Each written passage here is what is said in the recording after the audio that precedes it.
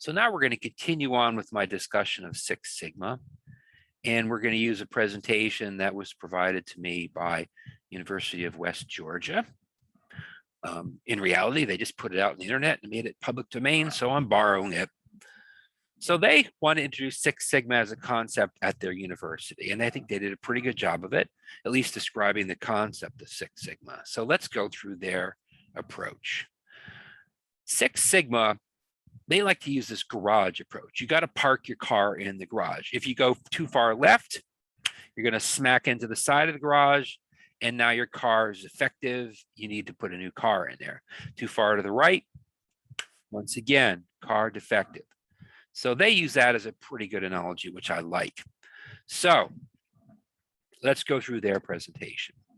And we're only going to go through the first three parts. Six Sigma, a little bit about the first process style in Six Sigma called DMIAC, which is how you improve an existing process. DMADV is how you would improve a brand new process. But universities haven't had new processes in probably hundreds of years. So universities are pretty much DMIAC. And you're going to watch my video on Six Sigma to really have all that explained well. So this is just a teaser for that video. So Sigma, it's a concept in statistics to describe how far out along the curve for performance you have based on measurements. Six Sigma is essentially, if you use the defects per million opportunities, that means 3.4 per million, or 99.99966% defect free. I think the actual one is 7.7, but I've seen a variety of people use either. Use the one out of the other video. So the idea is you want to improve your performance so that you have virtually zero, 99.99966% defects. So the idea is every human activity has variability, and the idea is you want to keep squeezing down the defects. Essentially, Six Sigma means you never give up performance improvement. As soon as you find any defects, then you immediately take action. And the idea is you've got a customer specification or a max and a min target. And by customer specification, it might be the specifications of the next step in the process. Your target's usually right down the middle. As we saw in our earlier X bar R chart, maybe it's not perfectly in the middle, maybe it's slightly to the right or to the left. You want to park your car right down the middle of that garage. If you go too far left, you can't open your car door. If you go far enough, you smack the wall. Same thing to the right. So our defects in this case are places in the garage which lead to problems. And the idea behind a Six Sigma is that you're essentially getting your defects down to zero, essentially zero. That means you're moving your target for your process out to Six Sigma level, which hopefully doesn't mean you're moving your target out. What happens is you're reducing your variability down, right? So you want your customer specification to stay good. And what you want to do is reduce the variability, reducing the chance that your process can go off target.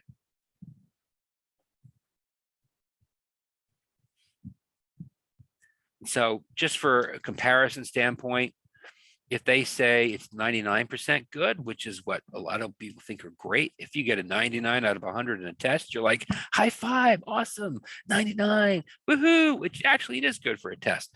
But in a manufacturing line, that's not good enough. And that's where a lot of manufacturing processes in the 70s and 80s kind of left it. They left a high degree of error out there on the floor.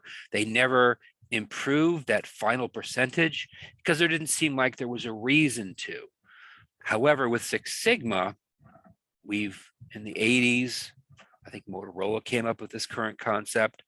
Six Sigma, we say, no, 99% is not good enough. Now you got to get to 99.99966% good. And they give you some examples for that in this presentation. I'm not going to read to you. But essentially, you know, that means only a tiny percentage. So if you have, the example I think is interesting is 5,000 incorrect surgical operations per week drops down at 99% good. Drops down to only 1.7 surgical operations per week have a problem, which is kind of where you want to be. You don't want people dying in the operating room. So, so this is the why use Six Sigma. It focuses on defects, and the defect, the missing the target of specification is the key thing. And it doesn't just say, all right, I missed the spec, I'm okay. It says, all right, my core spec is here, my outside limits are there, and I want to get as far from those outside limits as possible. And I'm not sure I agree with those.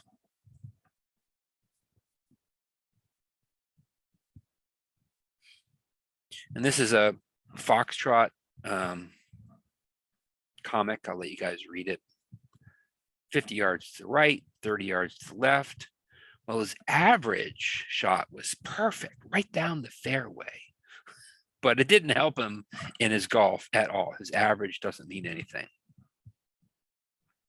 So there's a little bit of history here.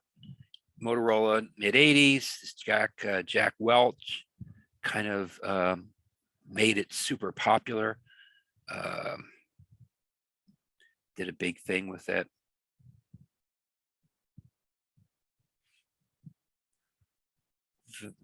They think it's good for any business. It probably is good as a way of continually improving the process for any business.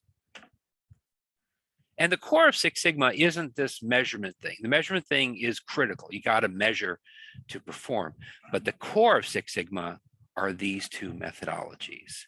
The first one, DMAIC, is define, measure, analyze, improve, and control. And the other video does a great job of diving into those.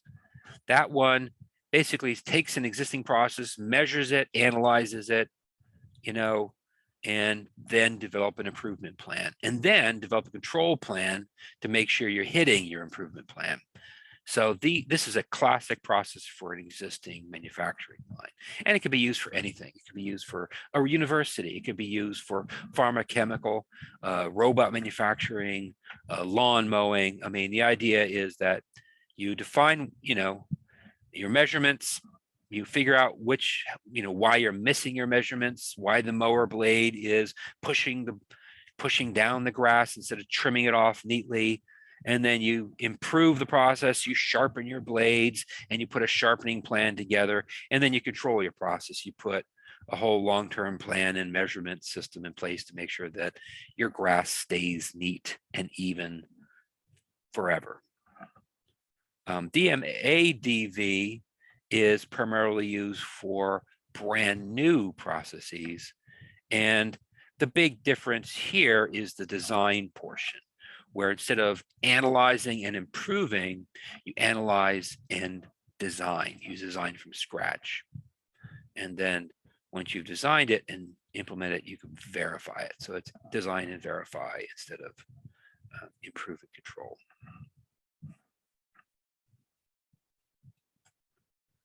And so this presentation takes you through all these steps, but I'm going to briefly go through them. I'm just going to say, yeah, the other video does a better job of this. I'll let you guys kind of go down through them on your own. But the important concept that this presentation gives us is the concept of a toolbox. A lot of guys in lean manufacturing and Six Sigma, these experts, come in to your plant and they've got in their back pocket a toolbox of presentation tools, analysis tools, techniques, questioning, charts and graphs, and they've got a huge toolbox of things in their back pocket. Procedural approaches, scatter diagrams, control plans that have been developed for other similar facilities they can pull out of their back pocket and use for their facility. So I want you guys to understand the concept of a toolbox being a pile of techniques that's available to apply. Now, one problem with the toolbox with limited tools is, let's say you have a hammer, then every problem begins to look like a nail. Sometimes, though, you might need a screwdriver. So you have to make sure that you pick a tool that's appropriate for the actual problem you have. Choose that screwdriver if something looks a little screwy. So that's basically Six Sigma. It's these processes that use statistics to help us target an improvement in performance. And it's useful across the board. It's not just helping you improve a specific manufacturing technique. It actually helps with customer satisfaction because they feel like their needs are put number one and that they hardly ever run into any defects anymore.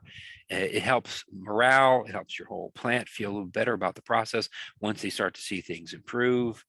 As long as you don't overburden your plant personnel with a lot of data collection, and that's where automation comes in, guys. That's where we can help collect the data for them automatically. So lean manufacturing is another area that's kind of a buzzword. It's related to Six Sigma processes, but it is sort of the latest generation. It's a methodology. It's a technique for improving the performance of other manufacturing operations.